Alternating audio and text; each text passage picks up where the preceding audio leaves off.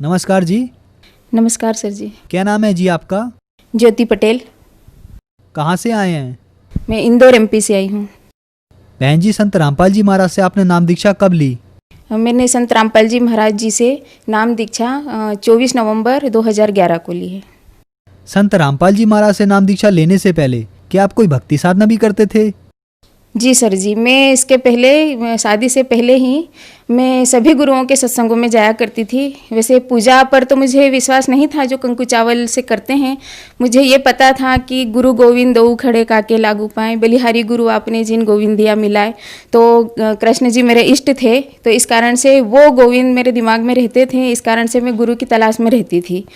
और हमारे घर के पीछे सिंधी कॉलोनी थी, वहाँ धन निराकारिका जी का सत्संग होता था, बाबा हरदेव सिंह जी का। तो मैं उसमें भी जाती थी, राधा स्वामी के सत्संगों में भी जाती थी, ब्रह्म कुमारी के सत्संगों में भी जाती थी और आर्य समाजियों के सत्संग में भी जाती थी। और हमारे घर के साइड में गायत्री परिवार से जुड़ा हुआ एक परिवार था, तो 5 साल में उनके साथ दीप यज्ञ हवन जहाँ जो भी होता था उसमें मैं जाती थी। आपने बहुत सारे गुरु गिनाए जिनके पास आप सत्संग में जाते थे, तो क्या वहाँ आपने किसी से नाम उपदेश भी लिया था? नहीं, मैंने किसी से नाम उपदेश नहीं लिया। और नाम उपदेश इसलिए नहीं लिया क्योंकि मैं संतुष्ट नहीं थी तब तक कि ये जो बता रहे हैं इसमें मुझे ऐसा लगता था कि थोड़ा थोड़ा सबके पास है पर पूरा एक के पास नहीं है। बहन जी, आपने बताया कि पहले आप निरंकारी मिशन के सत्संग भी सुनती थी, राधा स्वामी व्यास के सत्संग भी आपने सुने तथा अन्य धर्म गुरुओं के सत्संग भी सुने, लेकिन फिर भी आपको वहाँ पर यह विश्वास नहीं हुआ कि वहाँ पर कुछ संपूर्ण है, इसलिए आपने वहाँ से नाम दीक्षा नहीं ली। फिर संत रामपाल जी के पास आपको ऐसा क्या मिला, ऐसी क्या चीज थी जिसने संपूर्ण आपके लिए बना दिया और आपने वहाँ से नाम दीक्षा ले ली? ये सब गुरुओं के पास तो मैं शादी से पहले गई थी, पर जब मेरी शादी हुई उसके बाद एक कंडीशन ऐसी आ गई कि मैं अध्यात्म से दूर हो गई। घर परिवार में मैं बीमार रहने लगी और बीमारियों के चलते आर्थिक कंडीशन भी हमारी ख़राब हो गई थी। और इस कारण से पंडितों के पास भी फिर परिवार वाले ले जाने लगे। जैसे मेरे पति न चाहते हुए भी सोचा कि शायद यहाँ जाए तो कुछ लाभ हो जाए, ज्योतिषियों के पास, तांत्रिकों के पास, पर वहाँ से भी कुछ हासिल नहीं हुआ। जब मेरी शादी हुई उसके 2 महीने बाद ही मुझे पीलिया हो गया था, और पीलिया इतना ज़्यादा हो गया था वो लीवर पे आ गया था। मेरा लीवर इतना कमज़ोर हो गया था कि मैं जो घर में नल आते थे उनका अगर मैं पानी पी लेती थी 2 दिन तो मुझे एडमिट करना पड़ता था, इसलिए घर में आरओ भी लगाना पड़ा था।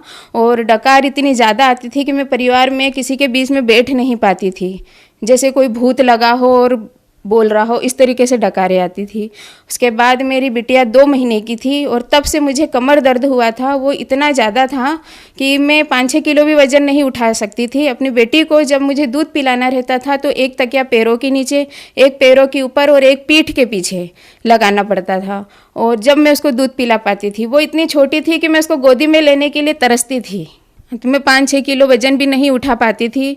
और मैं जो मेरे घर में नल का पानी आता था बोरिंग का, मैं वो नहीं पी पाती थी। रात को 8 बजे के बाद मैं खाना नहीं खा सकती थी, सिर्फ 2 रोटी ही खाती थी। अगर वो 2 रोटी खाने में मुझे 8 के पहले नहीं खाई, 8 के बाद हो गए, 15-20 मिनट, आधा घंटा भी ऊपर हो गया तो मुझे उल्टियाँ शुरू हो जाती थी। मेरी रीढ़ की हड्डी में प्रॉब्लम हो गई थी, उसमें मुझे इतना दर्द होता था कि मैं थोड़ा सा भी झुकने में भी प्रॉब्लम होती थी, कोई वज़न नहीं उठा पाती थी।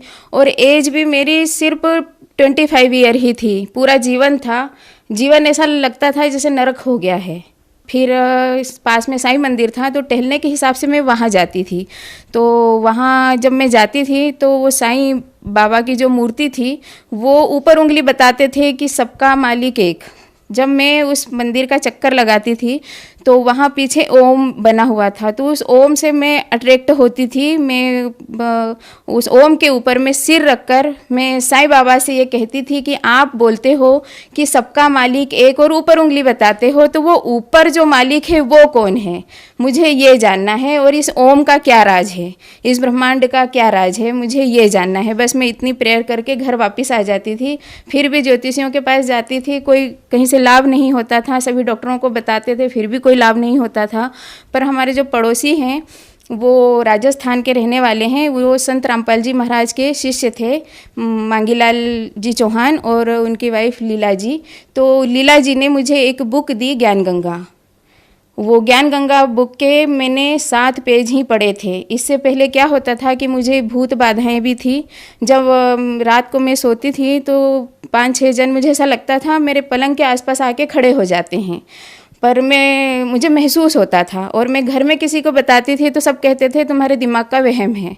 तो मैंने सोचा ये घर में भी कोई ध्यान नहीं दे रहा है और इनको बताओ, दिन में काम करो रात में जागो, तो ऐसे में तो सही में मेरी तबीयत और ज़्यादा ख़राब हो जाएगी। पर जब वो ज्ञान गंगा बुक मैंने पढ़ी, उसमें सिर्फ 7 पेज ही पढ़े थे कि मुझे इतनी अच्छी नींद आई जैसे एक बच्चा अपनी माँ की गोदी में सोता है बेफिक्र होके। तो मैंने सोचा कि जब इस बुक में इतना पावर है तो जिन्होंने इस बुक को लिखा होगा उनमें कितना पावर होगा। ये सोच करके फिर मैंने उनसे कहा कि आप मुझे गुरुजी संत रामपाल जी महाराज की कोई एक कैसेट ला के देना, क्योंकि मैं बुक पढ़ नहीं पाती हूँ, मेरे ऊपर वर्कलोड ज़्यादा है घर का। तो उन्होंने मुझे सबसे पहली कैसेट ला के दी, राधा स्वामी से जो ज्ञान चर्चा हो रही थी वो वाली। क्योंकि नवंबर में मुझे उन्होंने ये कैसेट ला के दी थी फर्स्ट वीक में, और मैं जनवरी में 2012 में राधा स्वामी जी का यहाँ सत्संग होता है तो मैं नाम लेने ही वाली थी, क्योंकि गुरुओं की तलाश में मैं थक गई थी। पर मैंने सोचा था कि अब क्यों ना अब पस्त हो गई हूँ, तब मैं लास्ट में परिवार के सभी 200 सदस्य राधा स्वामी से नाम ले रखे हैं तो मैं भी अब ले लूँगी। तो उससे पहले ही संत रामपाल जी महाराज की दया हो गई मेरे ऊपर और मुझे वो कैसेट मिल गई। मैंने वो कैसेट में 2.5 घंटे का सत्संग था, मैंने लगातार सुना। उसमें संत रामपाल जी महाराज राधा स्वामी की ही बुकों में से खोल खोल कर बता रहे थे, पढ़ कर बता रहे थे, बिल्कुल उंगली रख कर यूँ बता रहे थे कि ये जो राधा स्वामी पंथ है इसमें ये जो नाम है ये काल के हैं, और जो काल की भक्ति करते हैं वो काल के मुँह में ही जाएंगे, उनको कभी सुख हो ही नहीं सकता। तो ये जब मैंने देखा, उसी दिन मैंने अंतर मन से प्रार्थना कर ली कि बस यही मेरे गुरु हैं और भविष्य में जब भी मैं नाम लूँगी मैं इन्हीं से लूँगी। मेरी कोई उम्मीद नहीं थी कि मुझे घर से कोई भेजेगा अजनबियों के साथ, घर की बहू और अकेले मुझे कैसे भेजते। पर परमात्मा जी की दया से मेरी कुछ सहेलियां तैयार हुई, उसमें से एक मेरी रिश्ते में ननंद भी लगती है और बहुत एज में बड़ी थी, तो उनके ऊपर भी दया हुई। फिर ऐसे मेरे परिवार वाले राजी हो गए और उनके साथ मुझे 15 दिन के बाद ही आश्रम भेज दिया, सतलोक आश्रम बरवाला। पर जब मैं गई तो मैंने सोचा एक बार मैं घूम कर आऊँगी, फिर उसके बाद दोबारा जाऊँगी तब नाम लूँगी। पर जब मैं आश्रम में मैंने एंट्री ली तब मुझे ऐसा लगा कि अगर कल को ये मेरी श्वासें ही नहीं रही तो मैं दोबारा कैसे आऊँगी, क्यों ना आई हूँ तो मैं अभी नाम ले लूँ। तो बस मैं गई और दूसरे दिन मैंने संत रामपाल जी महाराज जी से नाम ले लिया। बहन जी, आपने बताया कि आपका जीवन नर्क जैसा हो गया था। उसके बाद आपने जब संत रामपाल जी महाराज से नाम दीक्षा ली तो क्या आपको कोई लाभ भी प्राप्त हुए? क्या आपकी लाइफ में कोई चेंज आए? जब संत रामपाल जी महाराज जी से मैंने नाम लिया और जब मैं आश्रम से वापस रिटर्न घर आई तो मेरी बेटी जो 15-16 किलो की थी उसको मैंने खुद अपनी गोदी में लिया, बैग अपना उठाया और मैं उसको ट्रेन में चढ़ी उतरी, मैं स्टेशन पे उसको लेके घूमी, मुझे कोई प्रॉब्लम नहीं हुई, कोई दर्द नहीं हुआ। और जब मैं घर आई तो जो हौदी रहती है जिसमें पीने का पानी आता है वो मैं नहीं भर पाती थी, पर उस दिन मैंने वो 15 लीटर की कैन अपने हाथों से उठाई, पर मुझे कोई दर्द नहीं हुआ उस दिन। और फिर मैं कपड़े धोए थे तो वो लेकर मैं छत पे गई। संत रामपाल जी महाराज जी से नाम लेने से पहले मैं 15 दिन तक छत पर नहीं जाती थी। मैं 15 दिन में एक बार कपड़े इसलिए धोती थी कि एक ही दिन मुझे दर्द सहन करना पड़ेगा। पर संत रामपाल जी महाराज जी से नाम लेने के बाद जब मैं वो कपड़े में ऊपर लेके गई मुझे कोई दर्द नहीं हुआ। संत रामपाल जी महाराज की दया से मुझे वो आरो का पानी भी नहीं पीना पड़ा। अपने घर में जो बोरिंग का पानी था वो मुझे सूट कर गया, मुझे कोई प्रॉब्लम नहीं हुई। और जब मैं वापस आई तो मेरा थोड़ा विरोध भी हुआ घर में कि अकेले नहीं जाना है, तो परिवार वालों ने साम दाम दंड भेद ऐसे हर तरह उन्होंने कोशिश करी मुझे ये भक्ति छुड़वाने की। तो मैंने उनसे कहा, जब मैं आपको अपनी प्रॉब्लम बताती थी तो आप कहते थे कि तुम्हारे दिमाग का वहम है, पर अब ये प्रॉब्लम का सॉल्व जब मैंने खुद ने खोज लिया है तो आप मेरा विरोध क्यों करते हो? मुझे जाने दिया करो। पहले भी तो आप डॉक्टरों के पास लेके जाते थे, वहाँ भी खर्चा लगता था। तो मैं मेरे पति से कहती थी कि आप खुद चलिए मेरे साथ संत रामपाल जी महाराज के आश्रम में, आप देखिए, पर वो नहीं माने और उन्होंने मुझे भी मना कर दिया नहीं जाना है। तो उन्होंने एक ऑप्शन मेरे सामने रखा, मेरे पति ने ऑप्शन रखा कि या तो गुरुजी को छोड़ दो, तुम्हारे संत रामपाल जी महाराज को, या हमें छोड़ दो। तो हमने कहा वैसे भी मेरा जीवन तो नर्क ही था, यहाँ तो रहना था तो समय के पहले ही मैंने मर जाना था, पर मैं संत रामपाल जी महाराज की भक्ति नहीं छोड़ूंगी, मैं परिवार छोड़ दूंगी, मैंने ये कह दिया। तो उन्हें लगा कि ये नहीं मानेगी, तो उन्होंने और दूसरे तरीके अपनाए जिससे मैं भक्ति छोड़ दूं। तो उन्होंने एक बार ऐसा कह दिया कि आप ट्रेन में जाती हो तो और जेंट्स भी जाते हैं पूरी ट्रेन में, कोई ऐसा साधन हो जिसमें सिर्फ लेडीज़ ही जाएं। तो मैंने सोचा कि ये तो मुझे ऐसा अभी तक कोई साधन नहीं बना है जिसमें सिर्फ लेडीज़ ही जाए। ट्रेन में तो सभी जाते हैं, उनको हम किसी को मना नहीं कर सकते, बस में भी सभी जाते हैं जेंट्स लेडीज़, अब मैं क्या करूं, ये मेरी भक्ति छुड़वा के ही रहेंगे। तो मैंने, और उससे पहले मेरा नाम भी खंड हो गया था, काल भगवान का अटैक उस टाइम पर मेरे ऊपर हुआ और गेहूं में कीड़े हो गए थे। तो मेरे पति 2 दिन पहले ही सल्फास के इंजेक्शन लेकर आए थे 4। जो भगत हैं, जो भक्ति करते हैं, उनको गुस्सा नहीं करना चाहिए। ये गलती हुई है मुझसे, मैं गुरुजी से माफ़ी चाहती हूँ, संत रामपाल जी महाराज जी से, पर मेरा नाम खंड होने की वजह से ये हुआ था मेरे साथ। तो मैंने वो एक गुस्से में वो इंजेक्शन लिए और पी लिए कि अगर मोक्ष के लिए ये शरीर मिला है, अगर इस शरीर से मेरा मोक्ष ही नहीं होगा तो ये शरीर मेरे किसी काम का नहीं, और मैंने वो पी लिए। जब मेरे पति को पता चला आधे घंटे के बाद, तो वो मुझे यूनिक हॉस्पिटल लेके गए। तो यूनिक हॉस्पिटल में, वो इंदौर में ही है, दशहरा मैदान के सामने। तो जो वहाँ डॉक्टर थे, उन्होंने कहा इसने जो लिया है वो सैंपल भी आप ले आइए। तो मेरे पति घर से वो सैंपल लेके आए। जब तक यूनिक हॉस्पिटल के डॉक्टरों ने मुझे चौइथराम रेफ़र कर दिया था कि इसका इलाज यहाँ नहीं है, इसे चौइथराम हॉस्पिटल ले जाओ। तो जब मुझे चौइथराम हॉस्पिटल लेकर गए, उस टाइम तक मेरी शरीर की एनर्जी पूरी ख़त्म हो चुकी थी, आंखों के सामने अंधेरा छा गया था, पर मेरी जो चेतना थी वो ठीक थी। मैं सबको सुन रही थी, वो क्या बातें कर रहे हैं क्या। जब मुझे चौइथराम हॉस्पिटल के ICU बेड पर ले गए, तब मेरी आंखें बंद थी, तो मेरे बेड के साइड में ही डॉक्टर खड़े थे और मेरे पति खड़े थे। तो मेरे पति से कहा डॉक्टर ने कि दूसरी जो पॉइज़न है वो अगर 1 लीटर भी कोई ले लेता है तो उसका तोड़ बना हुआ है, पर आपकी वाइफ ने जो पॉइज़न लिया है, इसका इस पृथ्वी पर अभी तक कोई तोड़ नहीं बना है, इसका विदेशों में भी तोड़ नहीं है। तो अगर आप इसे विदेश ले जाओगे, वहाँ भी इसका कोई तोड़ नहीं है, इसलिए आप इसका इलाज मत करवाओ, ये मरेगी ही मरेगी, ये 100% डन है। आप इसका इलाज मत करवाओ, इसे कोई पैसा मत लगाओ, इसे आप घर ले जाओ। तो मेरे पति ने कहा कि वो जितनी देर जी रही है इतनी देर तो उसका इलाज कर दो, ये कहा। तो फिर डॉक्टरों ने मेरा इलाज शुरू किया। इस बीच में संत रामपाल जी महाराज के पास प्रार्थना लगाई थी कुछ भगत भाइयों ने कि इंदौर से एक माई है, ऐसा हो गया है, उनके साथ पॉइज़न ले लिया है। तो तब कबीर साहब का, परमात्मा जी का प्रकट दिवस था। तब संत रामपाल जी महाराज ने प्रार्थना का जवाब दिया कि बेटी को कुछ नहीं होगा, पर जो सतनामी हैं वो उसके पास रहें, जिनको सतनाम मिला हुआ है। तो सतनाम में इतना पावर है कि काल उसके पास नहीं जाएगा। तो जो भगत थे वो बारी बारी से चौइथराम हॉस्पिटल में आते थे, वो बैठकर सुमरन करते थे। तब फिर वापस गुरु संत रामपाल जी महाराज के पास प्रार्थना लगाई कि ICU में हमें नहीं जाने देते। तो संत रामपाल जी महाराज का जवाब आया कि आप हॉस्पिटल के गेट पर बैठकर कर लो। तो जब कोई सतनामी वहाँ नहीं रहता था तो मुझे ICU में अंदर पता चल जाता था, क्योंकि अगर सब बिजी हैं, सबके छोटे छोटे बच्चे हैं, बारी बारी से रहते थे, किसी को अचानक काम आ जाए वो चले जाते थे। तो अंदर क्या होता था मेरे साथ कि मेरी छाती के ऊपर कोई आकर बैठ जाता था, तो मेरी घबरा कर नींद खुलती थी। फिर वहाँ जो गार्ड होता था, मैं उसको बोलती थी कि 16 नंबर से किसी को बुला दो। तो मेरे पति अंदर आते थे, फिर मैं उनसे कहती थी कि मुझे लगता है बाहर कोई भी भगत नहीं है संत रामपाल जी महाराज का।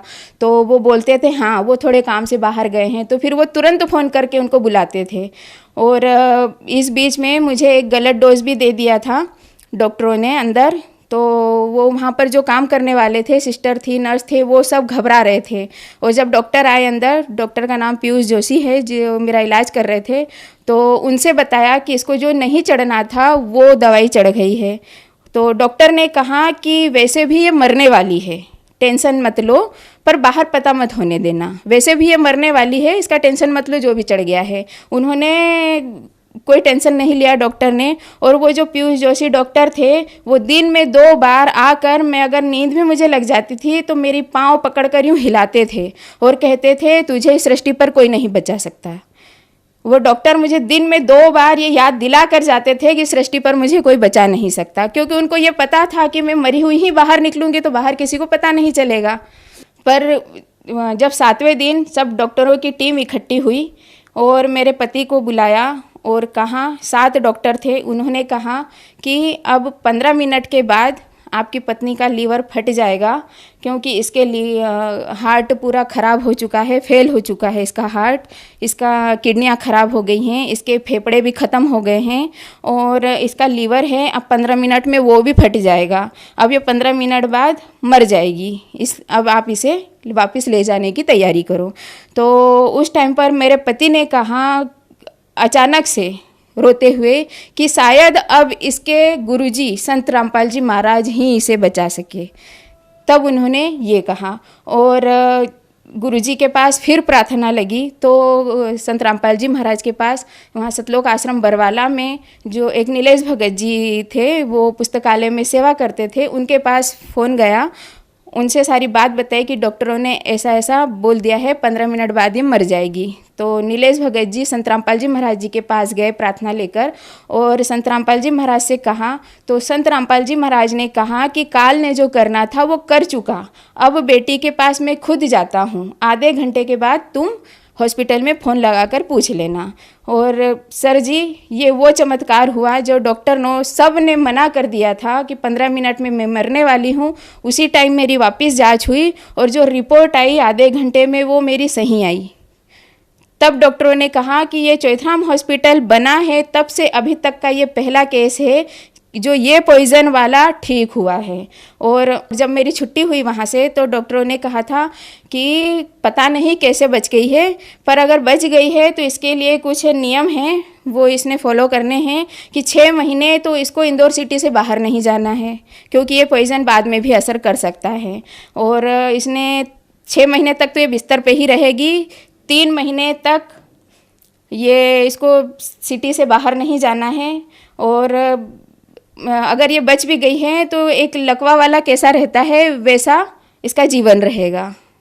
तो मैंने कहा मुझे बचाने वाले मेरे संत रामपाल जी महाराज हैं, अगर उनकी दया है तो वो मुझे तुरंत आश्रम में बुलाएंगे। और संत रामपाल जी महाराज ने ये बोल भी दिया था प्रार्थना में कि जैसे ही हॉस्पिटल से छुट्टी हो बेटी को लेकर यहाँ आना और नाम शुद्ध करवाना उसका, क्योंकि उसका नाम खंडित है। तो मुझे तो अब परिवार में कोई ले जाने वाले नहीं थे, मैंने परमात्मा जी से ही अरदास की, गुरु जी से, संत रामपाल जी महाराज जी से कि आप ही अच्छे करने वाले हो तो बुलाने वाले भी आप ही हो। मुझे 10 दिन का उन्होंने ट्रीटमेंट दिया था जब हॉस्पिटल से छुट्टी हुई। और 10वें दिन जब हॉस्पिटल में वापस गई चेकअप करवाने के लिए तो एक बार उन्होंने मेरी पूरी जांच की और कि ये देखना चाहा कि 10 दिन में इसमें कितना फ़र्क आया है।